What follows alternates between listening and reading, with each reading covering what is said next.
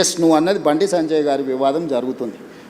మొట్టమొదట 8th రోజు 8వ తారీఖు రోజు రాత్రి 7:30 గంటల 8 గంటల ప్రాంతంలో వాళ్ళ మదర్ పేట్ బషీరాబాద్ పోలీస్ స్టేషన్కి వచ్చి ఒక ఫిర్యాదు చేసింది. మా అమ్మాయి మీద లైంగిక దాడి జరిగింది, మీరు ఫిర్యాదు చేయండి అని.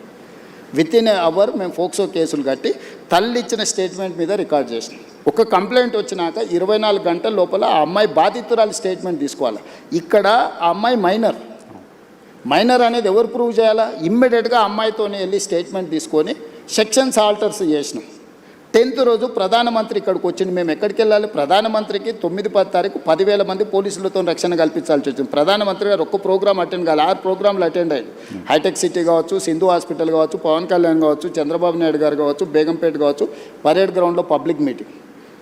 వేలాది మంది కార్యకర్తలు వచ్చినప్పుడు సిస్టమ్ మొత్తము 4 days కంటిన్యూస్గా 10,000 పోలీసు ఈ మొత్తం కమిషనరేట్లలో అందరూ అక్కడనే డిప్లాయ్ చేయాల్సి వచ్చింది. Prime minister security. చిన్న మిస్టేక్ జరిగితే ఏం జరుగుతుందో నీకు తెలియదేముంది.